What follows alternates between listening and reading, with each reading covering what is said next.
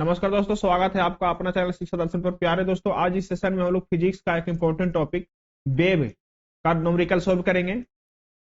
दोस्तों, youth competition book से इस बुक में रेलवे संबंधी जितना भी एग्जाम है दोस्तों, RRB group D, NTPC, ALP, RRB JE, पारा मेडिकल, आरपीएफ, एसआई कांस्टेबल आदि जितना भी एग्जाम है उसमें previous year chapter wise question है दोस्तों। तो इस बुक का भाग 1 स्टार्ट किए थे। भाग 1 में फिजिक्स में लगभग हम लोग 1200 प्लस क्वेश्चन सोल्व कर लिए हैं, यानी कि हम लोग 70% फिजिक्स को कवर कर लिए हैं, बाकी बचा 30%। तो आज हम लोग छठा चैप्टर स्टार्ट करेंगे। चैप्टर 5 चैप्टर कंप्लीट कर लिए, छठा चैप्टर स्टार्ट करेंगे वेव। तो चलिए वेव को स्टार्ट करते हैं।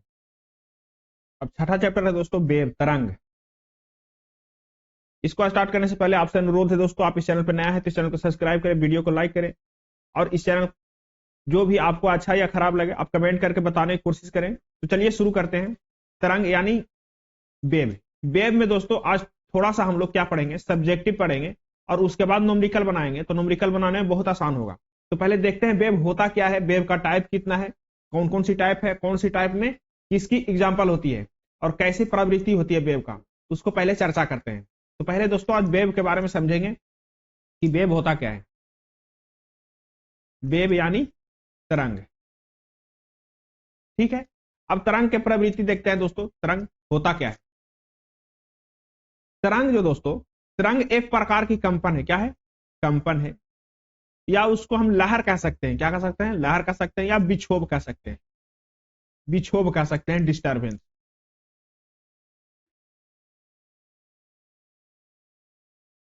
जो तरंग है दोस्तों, ये कंपन की तरह होता है, लहर की तरह होता है, विक्षोभ या डिस्टर्बेंस की तरह होता है तरंग, ठीक है। तरंग होता कैसा है वो आप एग्जाम्पल में देखिए। जैसे आप पानी में, स्थिर पानी में क्या कोई कंकड़ मार दिया या कोई पत्थर मार दिया, जैसे ही पत्थर मारेगा दोस्तों तो यहाँ पे विक्षोभ उत्पन्न होगा, डिस्टर्बेंस उत्पन्न होगा। और डिस्टर्बेंस देखिए लहर की तरफ उत्पन्न होगा। इसको क्या कहते हैं? इसको वेव कहते हैं दोस्तों। यही क्या होता है? वेव होता है। वेव जो है दोस्तों, वेव बेसिकली दो प्रकार का होता है। कितना प्रकार का होता है? वेव वेव जो है से दो टाइप का होता है। वेव दो टाइप का होता है। कौन कौन होता है भाई? तो होता है पहला यांत्रिक तरंग, यांत्रिक तरंग, और दूसरा होता है अयांत्रिक, अयांत्रिक या विद्युत चुंबकीय। क्या होता है? विद्युत चुंबकीय तरंग, ठीक है। इसको हम बोलेंगे मैकेनिकल वेव। क्या बोलेंगे यांत्रिक तरंग को? Mechanical wave. और इसको बोलेंगे दोस्तों इलेक्ट्रोमैग्नेटिक वेव। क्या बोलेंगे? इलेक्ट्रोमैग्नेटिक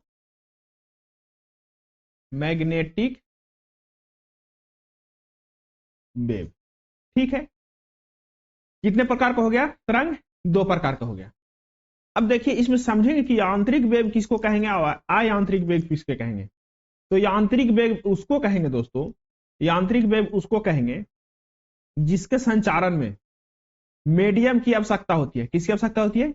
मीडियम की। अब समझ रहे हो सर, मीडियम यानी कि माध्यम। किसको? माध्यम की आवश्यकता होती है संचालन में, यानी कि चलने में। माध्यम कहे तो, माध्यम कहे तो वातावरण, वातावरण। जैसे में वातावरण में क्या है हम लोग के? एयर है, नाइट्रोजन है, हाइड्रोजन है, ऑक्सीजन है, कार्बन डाइऑक्साइड है। यानी कि हमारी कि वातावरण क्या चाहिए मीडियम में? वातावरण या तो चाहिए ठोस या तो चाहिए लिक्विड।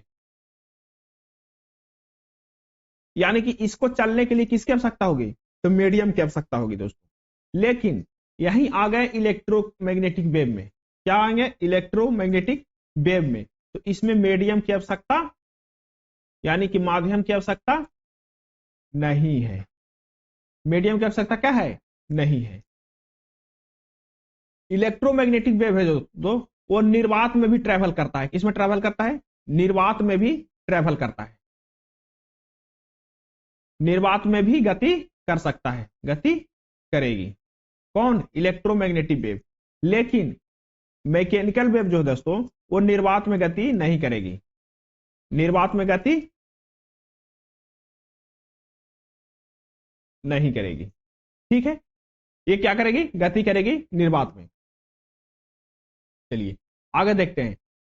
अब जो है इलेक्ट्रोमैग्नेटिक वेव और मैकेनिकल वेव को समझें। इसमें दोस्तों अब मैकेनिकल वेव जो है वो दो प्रकार का होता है। कितने प्रकार का होता है मैकेनिकल वेव? मैकेनिकल वेव दो प्रकार का होता है। मैकेनिकल वेव दो प्रकार का होता है। कौन कौन होता है भाई? तो मैकेनिकल वेव एक होता है अनुदैर्ध्य तरंग और दूसरा होता है अनुप्रस्थ तरंग। ये क्या है? अनुदैर्ध्य तरंग और अनुप्रस्थ तरंग। अभी तो खेला स्टार्ट हुआ है, इसी से तो साउंड और अल्ट्रासोनिक वेव, अल्ट्रासोनिक साउंड, ये सब हम लोग पढ़ेंगे। तो ये सब क्या है मैकेनिकल वेव में है। क्या है मैकेनिकल वेव? कितने प्रकार का होता है? दो प्रकार का होता है। कौन कौन होता है? पहला होगा अनुदैर्ध्य तरंग, पहला अनुदैर्ध्य तरंग, अनुदैर्ध्य तरंग।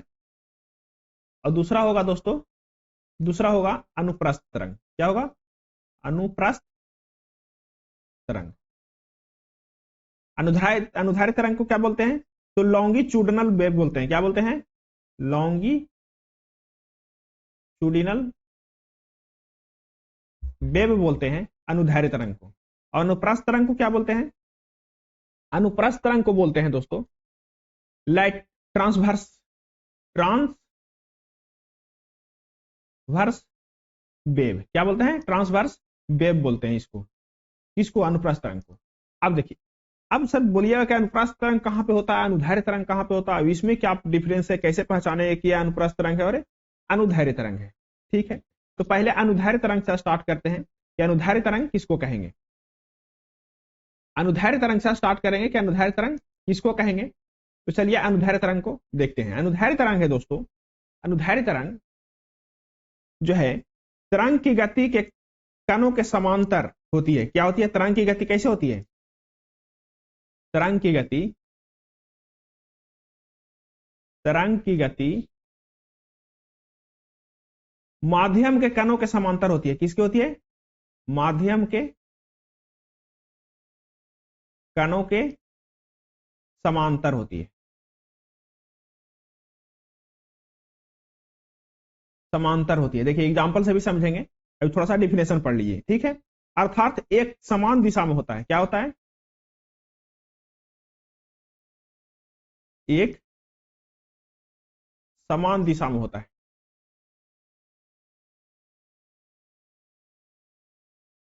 अब जो है दोस्तों ये होता कैसा है? तो जो तरंग की गति है दोस्तों, तरंग की गति वो ऐसे चलती है दोस्तों, ठीक है। मान के चलिए एक स्प्रिंग है, स्प्रिंग को आप खींचे, क्या हुए? खींचे इसको, खींचने के बाद इसको क्या किए? छोड़ दिए। तो स्प्रिंग जो है दोस्तों यहीं पे ऐसे चलने लगी, ऐसे होगी, ऐसे होगी, आगे पीछे आगे पीछे आगे पीछे, मतलब कि वाइब्रेट करेगी, आगे पीछे इसका होगी, आगे पीछे वाइब्रेट करेगी, यानी कि एक समान दिशा में है, तरंग की दिशा में है। तो ये कौन सा वेव है? ये है अनुदैर्ध्य तरंग। कौन सा तरंग है? अनुदैर्ध्य तरंग है, अनुदैर्ध्य तरंग है, ठीक है। अनुदैर्ध्य तरंग जो है दोस्तों, अनुदैर्ध्य तरंग पर कौन सी किसकी चालन होती है? तो ध्वनि की। किसकी? ध्वनि की चालन किसकी होती है? अनुदैर्ध्य तरंग पर होती है। एग्जाम्पल कौन है? ध्वनि। ध्वनि किसको फॉलो करता है? अनुदैर्ध्य तरंग को।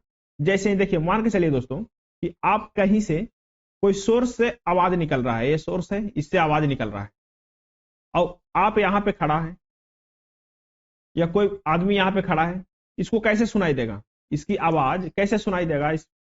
तो यहाँ पे दोस्तों, यहाँ पे क्या है? वातावरण में एयर है। यहाँ पे क्या है? वातावरण है हमारे पास, वातावरण में क्या है? एयर है। यानी इसके लिए क्या हो गया? एक मीडियम हो गया। अब मीडियम में क्या होगा दोस्तों? जैसे ही यहां से आवाज निकलेगी तो आवाज क्या करेगी? इसको कंप्रेस करेगी। यहां से क्या करेगी? इसको कंप्रेस करेगी।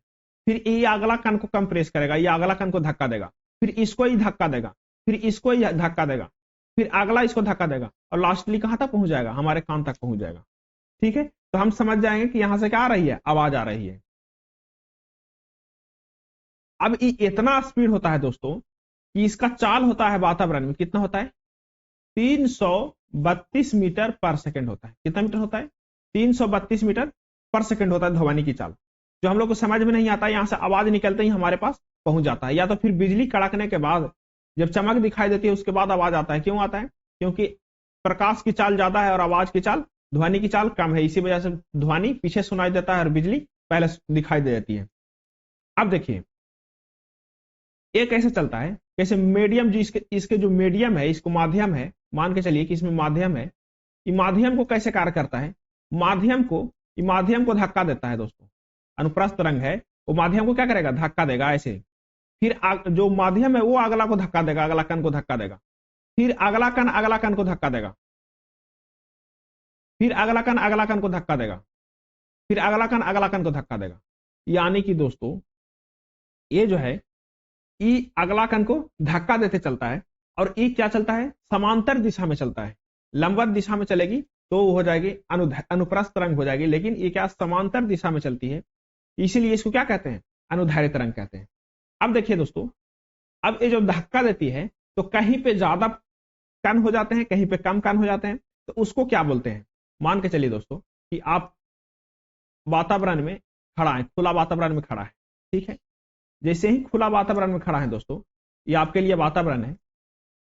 अब यहां से एक आवाज आती है, यहां से क्या आती है, आवाज आती है आपके लिए, ठीक है।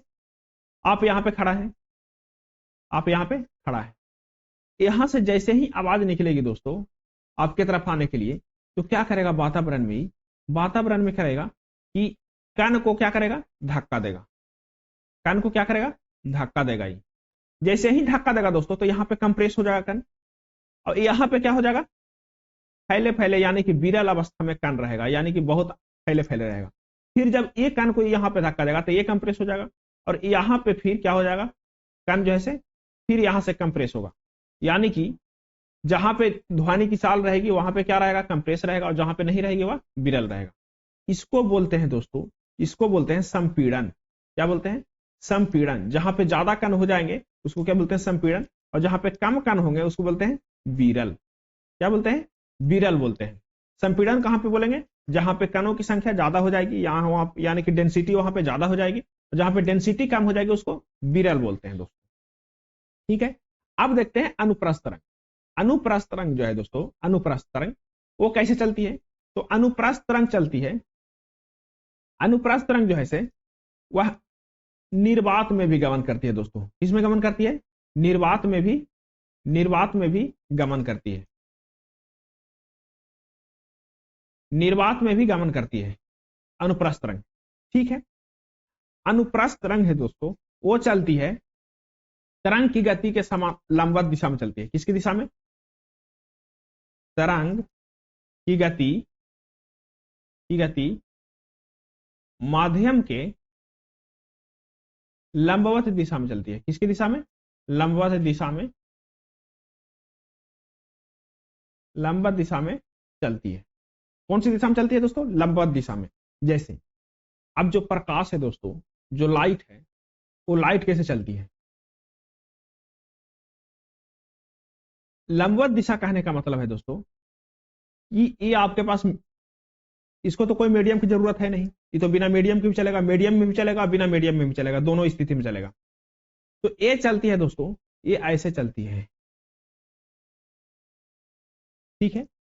ये क्या हो गया, ये परपेंडिकुलर हो गया, ये लंबवत हो गया।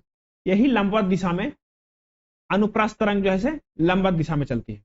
इस पॉइंट को दोस्तों, जो पीक पॉइंट है ऊपर वाला, इसको बोलते हैं श्रृंग। जो ऊपर में है क्या है, इसको बोलते हैं श्रृंग बोलते हैं दोस्तों, श्रृंग। और जो नीचे का पीक पॉइंट है उसको बोलते हैं गर्त। क्या बोलते हैं, गर्त बोलते हैं नीचे का पॉइंट को। दोस्तों दो श्रृंग और गर्त के बीच की दूरी, यहां से यहां तक की दूरी को क्या बोलते हैं, इसको बोलते हैं तरंग धैर्य। क्या बोलते हैं इसको तरंग धैर्य बोलते हैं दोस्तों, तरंग धैर्य बोलते हैं, तरंग धैर्य बोलते हैं। यानी इसको लैम्डा से डिनोट करते हैं दोस्तों। किससे, लैम्डा से डिनोट करते हैं। दो श्रृंग और गर्त के बीच की दूरी क्या बोलते हैं, तरंग धैर्य बोलते हैं। इसका जो लैम्डा के मात्रक जो है दोस्तों, मात्रक वो है एंगस्ट्रम। क्या है, एंगस्ट्रम है लैम्डा के मात्रक, तरंग धैर्य का मात्रक। जो ये जो हाइट है दोस्तों, यहां से यहां तक के कितना नीचे तक, कितना ऊपर तक जा रहा है, इसको आयाम बोलते हैं। क्या बोलते हैं, इसको आयाम बोलते हैं। इस हाइट को मैग्नीट्यूड क्या बोलते हैं, आयाम यानी कि एम्पलीट्यूड। एम्पलीट्यूड। ठीक है, अब देखिए एक कंपन पूरा करने में लगा समय को आवर्तकाल बोलते हैं दोस्तों। एक कंपन जब पूरा कर ले, देखिए इसको एक कंपन कहते हैं। एक कंपन पूरा करने में, एक कंपन पूरा करने में, एक कंपन पूरा करने में लगा समय को क्या बोलते हैं दोस्तों? जो टाइम लगता है उसको बोलते हैं आवर्तकाल। क्या बोलते हैं उसको? आवर्तकाल। ठीक है, एक सेकंड में कंपनों की संख्या को बोलते हैं आवृत्ति दोस्तों। क्या बोलते हैं? एक सेकंड में, एक सेकंड में कंपनों की संख्या को, कंपनों की संख्या को क्या बोलते हैं? संख्या को आवृत्ति बोलते हैं दोस्तों। क्या बोलते हैं? आवृत्ति। ठीक है, आवृत्ति का मात्रक होता है दोस्तों, मात्रक होता है यूनिट, यूनिट होता है हर्ट्ज। क्या होता है? हर्ट्ज होता है इसका यूनिट। चलिए यहां तक के क्या था? यहां तक के बेसिक था तरंग का।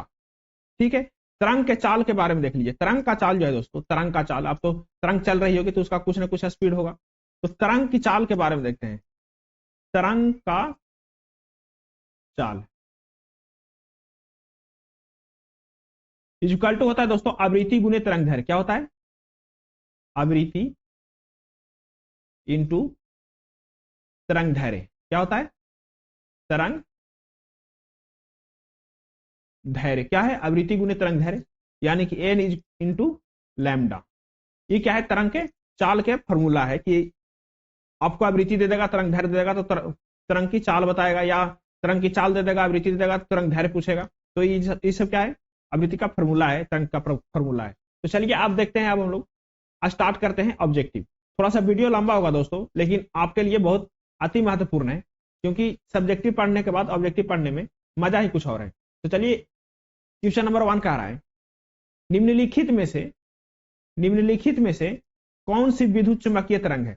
अब आपको समझ में आ रहा होगा दोस्तों कि कौन सी विद्युत चुंबकीय तरंग है। विद्युत चुंबकीय तरंग कहने का मतलब इलेक्ट्रोमैग्नेटिक वेव, इलेक्ट्रोमैग्नेटिक वेव जो बिना मीडियम के चले, जिसमें कोई मीडियम का जरूरत नहीं है, उसको क्या बोलेंगे? विद्युत चुंबकीय तरंग बोलेंगे। इसमें कौन सी विद्युत चुंबकीय तरंग है दोस्तों?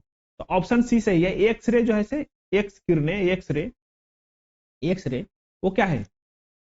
विद्युत चुंबकीय तरंग है। देखिए कह रहा है वे तरंग जिनके संचारण के लिए किसी माध्यम की आवश्यकता नहीं होती है, अर्थात जो तरंग निर्वात में भी संचारित हो सकती है, उन्हें विद्युत चुंबकीय या अयांत्रिक तरंग कहते हैं। क्या कहते हैं? विद्युत चुंबकीय या अयांत्रिक तरंग कहते हैं। सभी विद्युत चुंबकीय तरंग एक ही चाल से चलती है जो प्रकाश के चाल के बराबर है, यानी कि सभी जो विद्युत चुंबकीय तरंग है दोस्तों वो एक ही चाल से चलती है। वो चाल कौन सी है? प्रकाश की चाल है। जैसे गामा किरणें, कौन सी? गामा किरणें, गामा किरणें, gamma ray, X ray, X ray, पराबैंगनी किरणें, अदृश्य विकिरण, अवरक्त किरणें, सूक्ष्म तरंगे, दीर्घ रेडियो तरंगे आदि सब क्या है? विद्युत चुंबकीय तरंग है। इनकी तरंग दैर्घ्य परिसर 10 टू द पावर -14 से लेकर के 10 टू द पावर 4 तक है। कितना तक है? 10 टू पावर -14 से लेकर के 10 टू द पावर 4 मीटर तक है। एक्स किरणें का तरंग दैर्घ्य -10 से -8 मीटर तक होती है। इसका प्रयोग किसमें किया जाता है? इसका प्रयोग चिकित्सा औद्योगिक क्षेत्रों में किया जाता है। एक्सरे का कहां किया जाता है? चिकित्सा और औद्योगिक क्षेत्रों में किया जाता है। चलिए दूसरा ऑब्जेक्टिव नंबर 2 आ रहा है। क्या रहा है दोस्तों? दूसरा क्वेश्चन, किस रंग का तरंग दैर्घ्य सबसे कम होगा? देखिए दोस्तों, अब तरंग दैर्घ्य जो है वो रंग पे भी डिपेंड करता है। जिसका तरंग दैर्घ्य कम होगा, जिसका तरंग दैर्घ्य ज्यादा होगा, उसका कौन सी रंग होगा? तो किस रंग का तरंग दैर्घ्य सबसे कम होगा, यानी कम वेवलेंथ वाला रंग कौन सा है? तो कम वेवलेंथ वाला रंग है दोस्तों वो बैगनी रंग है, कम वेवलेंथ वाला, जिसका तरंग दैर्घ्य सबसे कम है। और सबसे ज्यादा तरंग दैर्घ्य किसका है? लाल का है। किसका है? लाल का है। ये ऑप्शन कौन सा सही है? ऑप्शन डी सही है। सबसे कम कौन है? बैगनी का। कह रहा है किसी माध्यम में किसी तरंग के बिना किसी कण द्वारा एक पूरा कंपन किए जाने पर तरंग जितनी दूरी तय करती है उसे क्या कहते हैं? तरंग दैर्घ्य कहते हैं। आपको बताए थे कि जैसे ही कंपन शुरू करेगा यहां से यहां तक की दूरी को क्या कहेंगे? इसको तरंग दैर्घ्य कहेंगे। और जो जितना लंबा करेगा, जो जितना ज्यादा दूरी तय करेगा, उसको तरंग दैर्घ्य उतना ही ज्यादा होगी। सबसे लंबी तरंग दैर्घ्य किसका होती है? लाल रंग की होती है, तथा सबसे कम बैगनी रंग की होती है। जबकि सर्वाधिक विचलित बैगनी रंग होती है और सबसे कम विचलन किसका होता है? लाल का होता है। यानी देखिए दोस्तों, रेड लाइट का क्यों लगाया जाता है? क्योंकि उसका विचलन कम है। उसका क्या है? विचलन रेड लाइट का कम है और ज्यादा साफ दिखती है, तो इसीलिए क्या लगता है, कहीं पे रेड लाइट के प्रयोग किया जाता है। अब क्वेश्चन नंबर 3 कह रहा है दोस्तों, नीचे एक अभिकथन और एक करण दिया गया है। क्या है? नीचे एक अभिकथन और करण दिया गया है। अभिकथन क्या कह रहा है? जब वेग स्थिर और तरंग दैर्घ्य आधी रखी जाती है तो आवृत्ति दोगुनी हो जाती है। क्या करता है? जब वेग को क्या करता है दोस्तों? वेग को कांस्टेंट रखा जाता है और तरंग दैर्घ्य को आधी कर दिया जाता है, यानी कि लैम्डा को लैम्डा बाय 2 कर दिया जाता है, तो आवृत्ति क्या हो जाती है? दोगुनी हो जाती है। सही बात है दोस्तों, क्या हो जाती है? आवृत्ति दोगुनी हो जाती है। हम वेग के बारे में आपको फॉर्मूला बताए थे कि वेग क्या होती है? आवृत्ति यानी कि एन गुने तरंग दैर्घ्य यानी कि लैम्डा। अभी बताए थे हम कि आवृत्ति गुने तरंग दैर्घ्य होती है।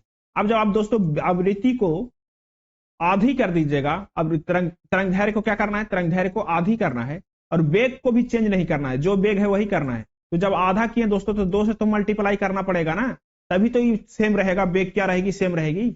अब अगर जो इसको 2 से मल्टीप्लाई नहीं करेंगे तो ये क्या हो जाएगा? वेग आधा हो जाएगा। तो 2 से मल्टीप्लाई जैसे ही करेंगे तो आवृत्ति क्या हो जाएगी? आवृत्ति हो जाएगी, आवृत्ति हो जाएगी 2 गुनी। क्या हो जाएगी? 2 गुनी हो जाएगी आवृत्ति। अब देखिए इसका आगे, देखिए इसका ऑप्शन, देखिए ऑप्शन क्या कह रहा है? अभिकथन और कारण दोनों सही है और कारण अभिकथन को उचित व्याख्या नहीं करता है। गलत बात है। अभिकथन और कारण दोनों सही है, लेकिन कारण अभिकथन को उचित व्याख्या करता है। क्या किया? करता है उचित व्याख्या। तो आपको समझ में आ गया, ऑप्शन बी सही है। चलिए आगे देखते हैं दोस्तों। अगला कह रहा है क्वेश्चन नंबर 4 कह रहा है, निम्न में से क्या तरंग की विशेषता नहीं है? कौन सी जो है तरंग की विशेषता नहीं है? तरंग दैर्घ्य, आवृत्ति, आयाम, मीडियम। मीडियम जो है दोस्तों तरंग की विशेषता नहीं है। मीडियम एक माध्यम है, वो तरंग की विशेषता में गिनती नहीं होती है। ऑप्शन डी सही है। कह रहा है तरंग की विशेषता माध्यम नहीं है, जबकि तरंग दैर्घ्य, आयाम, आवृत्ति सब क्या है? विशेषता है तरंग की। चलिए अगला क्वेश्चन कह रहा है, क्वेश्चन नंबर 5 कह रहा है, यदि एक तरंग की आवृत्ति बढ़ती है तो इसकी तरंग दैर्घ्य पर क्या असर होगा? देखिए दोस्तों, कह रहा है कि तरंग की आवृत्ति जो है वो बढ़ती है। क्या होती है? बढ़ती है। तो तरंग दैर्घ्य यानी लैम्डा पर क्या असर पड़ेगा दोस्तों? लैम्डा पर क्या असर पड़ेगा? तो लैम्डा जो है दोस्तों तरंग दैर्घ्य की आवृत्ति बढ़ने पर लैम्डा क्या हो जाएगी? तरंग दैर्घ्य की आवृत्ति बढ़ाएंगे तो तरंग दैर्घ्य क्या होगी? कमेगी। क्या होगी दोस्तों? कम हो जाएगी। यानी कि ऑप्शन सी सही है। या क्या होती है? घटती है। कैसे घटती है? देखिए v इक्वल टू क्या होता है? v इक्वल टू होता है आवृत्ति इंटू तरंग दैर्घ्य। अब जब इसको बढ़ाएंगे दोस्तों तो वेलोसिटी को कांस्टेंट करने के लिए इसको क्या करना पड़ेगा? इसको कम करना पड़ेगा। क्या करना पड़ेगा? कम करना पड़ेगा। कह रहा है यदि एक तरंग की आवृत्ति बढ़ती है तो इसकी तरंग दैर्घ्य क्या होगी? घट जाती है। किसी माध्यम में किसी तरंग का कंपन करता हुआ कोई कण 1 सेकेंड में जितना कंपन करता है, जितना एक सेकेंड में कंपन कर लेगा उसे क्या कहते हैं? आवृत्ति कहते हैं। आपको बताए थे कि जितना 1 सेकेंड में कंपन कर लेगा उसको क्या कहते हैं? आवृत्ति कहते हैं।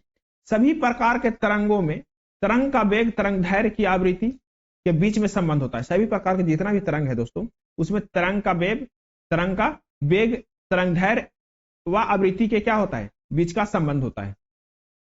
चलिए तरंग का वेग बराबर क्या होता है? तरंग का वेग इज इक्वल टू आवृत्ति गुने तरंग का वेग इज इक्वल टू आवृत्ति गुने तरंग दैर्घ्य। क्वेश्चन नंबर 6 देखिए दोस्तों, कह रहा है क्वेश्चन नंबर 6 कह रहा है विद्युत चुंबकीय तरंग का प्रयोग, यानी यहाँ पे विद्युत चुंबकीय तरंग दिया हुआ है, रेडियो तरंग, सूक्ष्म तरंग, अवरक्त तरंग, गामा किरण, उसका प्रयोग है। देखिए दोस्तों रेडियो तरंग का हम लोग प्रयोग कहां करते हैं? तो रेडियो तरंग का प्रयोग करते हैं हम लोग दोस्तों हम लोग सेलुलर फोन में। कहां करते हैं? फोन में कौन सी तरंग का प्रयोग करते हैं? रेडियो तरंग का प्रयोग करते हैं। अब सूक्ष्म तरंग हो गया, सूक्ष्म तरंग का कहां प्रयोग करते हैं दोस्तों? तो सूक्ष्म तरंग का प्रयोग करते हैं विमान के नेविगेशन में इस्तेमाल, या रडार प्रणाली में किसका प्रयोग करते हैं? सूक्ष्म तरंग का प्रयोग करते हैं। अब आ गया अवरक्त तरंग। अवरक्त किरणों का प्रयोग करते हैं दोस्तों हम लोग घरेलू इलेक्ट्रॉनिक रिमोट बीच में। कहां करते हैं? घरेलू इलेक्ट्रॉनिक रिमोट स्विच में। आप देखे होंगे रिमोट स्विच, ऐसे रिमोट देखे होंगे, रिमोट के आगे छोटा सा बल्ब लगा होता है, वो क्या करता है? अवरक्त किरणें को निकालता है। क्या करता है? अवरक्त किरणों को निकालता है रिमोट। उसके बाद आ गया गामा किरणें।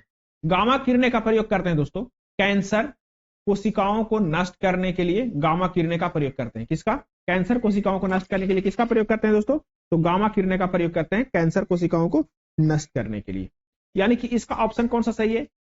पी का 3, क्यू का 2, यानी कि ऑप्शन इसका सी सही है दोस्तों। कौन सा सही है? सी सही है। चलिए इसका डिस्कशन पढ़ते हैं। डिस्कशन कर रहा है रेडियो तरंगे का प्रयोग। रेडियो तरंगे, इसका तरंग दैर्ध्य परिसर कितना होता है? 1 10⁻⁻1 से 10⁴ तक के होता है अनुदैर्ध्य परिसर, तरंग दैर्ध्य परिसर। इसका प्रयोग करते हैं सेलुलर फोन, रेडियो, टीवी तरंग के संचारण में करते हैं। उसके बाद आता है सूक्ष्म तरंगे दोस्तों। सूक्ष्म तरंगे इसका 10⁻³ से 3 × 10⁻1 मीटर तक के होता है तरंग दैर्ध्य परिसर। इसका प्रयोग रडार एवं उपग्रहों के सूचना भेजने तथा माइक्रोवेव ओवेम में प्रयोग किया जाता है सूक्ष्म तरंगे को। उसके बाद आता है अवरक्त किरणें। अवरक्त किरणें का होता है तरंग दैर्ध्य परिसर होता है 7.8 से 7.8 × 10⁻7 से 10⁻3 मीटर तक होता है। इसका प्रयोग दोस्तों रिमोट कंट्रोल तथा रोगियों का सिकाई करने के लिए प्रयोग किया जाता है दोस्तों अवरक्त किरणें का। उसके बाद आता है गामा किरणें। गामा किरणें का प्रयोग करते हैं दोस्तों। गामा किरणें का तरंग दैर्ध्य परिसर होता है 10⁻14 से 10⁻10 मीटर तक के होता है। इसका प्रयोग करते हैं उच्च वेधन क्षमता में।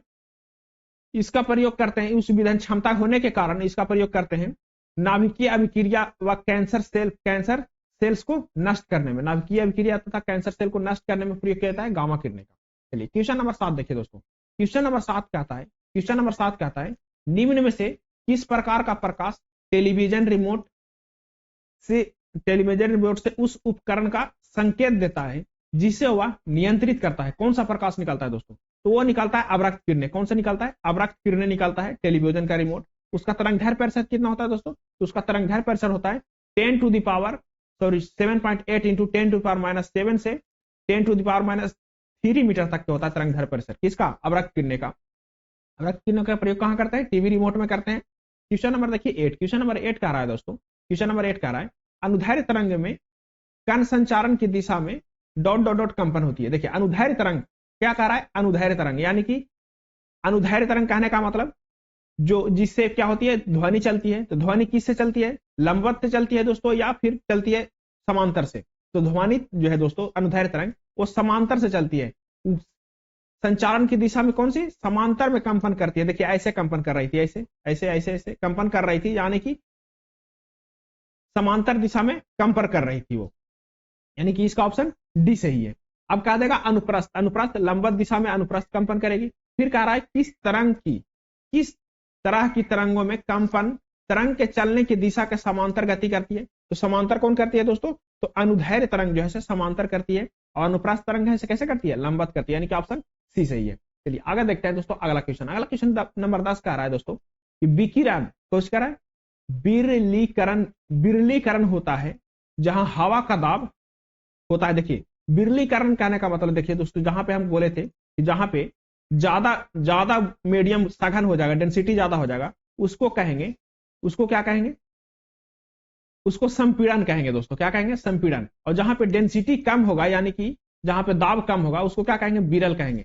तो विरल के क्या करा है? बिरलीकरण। जहां पर हवा की दाब क्या होती है? कम होती है, क्या होगी? निम्न होगी, उसको क्या कहेंगे? बिरलीकरण। और जहां पे हवा की दाब ज्यादा हो जाएगी उसको क्या कहेंगे? संपीड़न कहेंगे दोस्तों। क्या कहेंगे? उसको संपीड़न कहेंगे या सघन कहेंगे। कह रहा है जहां पर हवा की दाब निम्न होता है वहां पर क्या कहते हैं? बिरलीकरण कहते हैं।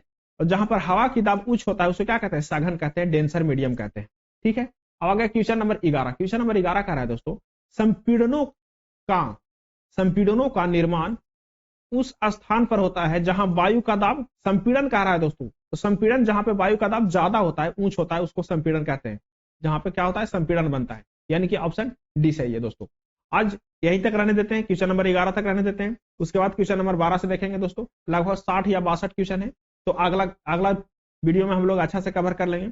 वीडियो लंबा हो जाएगी, तो लास्ट तक देखने के लिए बहुत बहुत धन्यवाद। और आप कमेंट करके कमेंट जरूर बताएं। नया है दोस्तों तो इस चैनल को सब्सक्राइब करें, वीडियो को लाइक करें। तो चलिए यहीं तक रहने देते हैं। बहुत बहुत धन्यवाद है आपका।